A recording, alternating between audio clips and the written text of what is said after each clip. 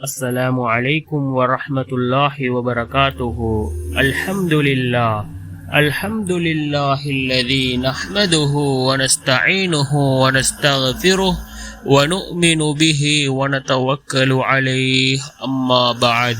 அன்பிற்குரிய அல்லாஹ்வின் நல்லடியார்களே, அன்பு சகோதரர்களே, நாம் தொடர்ச்சியாக பார்த்து வரக்கூடிய துஆக்களினுடைய திக்ருகளினுடைய தொகுப்பில் இன்று நாம் பார்க்க இருக்கின்ற விடயம் என்னவென்றால், இன்றைய தினம் வெள்ளி இரவு இந்த துஆவை ஓதுவோம்.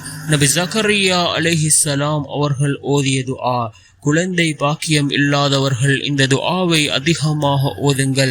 அதே போன்று உங்களுடைய துஆ அல்லாஹ்விடத்திலே ஏற்றுக்கொள்ளப்பட வேண்டுமா, இதனை ஓதி அல்லாஹ்விடம் பிரார்த்தனை செய்யுங்கள். நிச்சயமாக அல்லாஹ் உங்களுடைய துஆக்களையும் ஏற்றுக்கொள்வான்.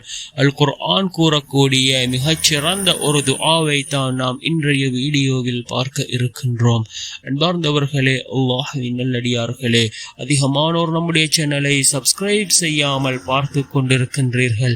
நீங்கள் சப்ஸ்கிரைப் செய்து லைக் இடுவதன் மூலமாக நமது சேனலில் உள்ள வீடியோக்கள் இன்னும் பல சகோதரர்களுக்கு கொண்டு போய் சேர்க்கப்படும். அவர்கள் அதனை பார்த்து பயனடைந்தால் அதற்குரிய கூலியை அல்லாஹ் உங்களுக்கும் வழங்குவான். அன்பார்ந்தவர்களே, அல்லாஹ்வின் நல்லடியார்களே, இன்றைய தினம் வெள்ளி இரவாக இருந்து கொண்டிருக்கின்றது.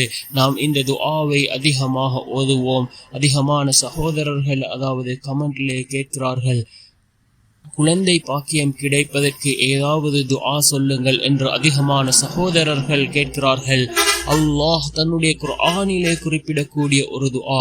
நபி ஜக்கரியா அலைஹிஸ்ஸலாம் அவர்கள் குழந்தை பாக்கியத்திற்காக அல்லாஹ்விடம் கேட்ட துஆ. உங்களுடைய துஆக்கள் ஏற்றுக்கொள்ளப்பட வேண்டுமா, இதனை ஓதி அதிகமாக அல்லாஹ்விடம் பிரார்த்தனை செய்யுங்கள். رب هب لي من لدنك ذرية طيبة إنك سميع الدعاء رب هب لي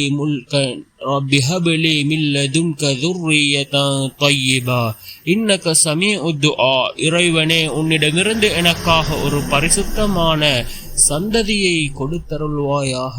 நிச்சயமாக நீ பிரார்த்தனையை செவிமடித்தருள்வானாக இருக்கின்றாய் என்று பொருள்படக்கூடிய இந்த துஆ அல் குர்ஆனினுடைய 3வது அத்தியாயத்தின் 38வது வசனமாக இருந்து கொண்டிருக்கின்றது. இதனை ஓதி நாம் அல்லாஹ்விடம் பிரார்த்தனை செய்வோம்.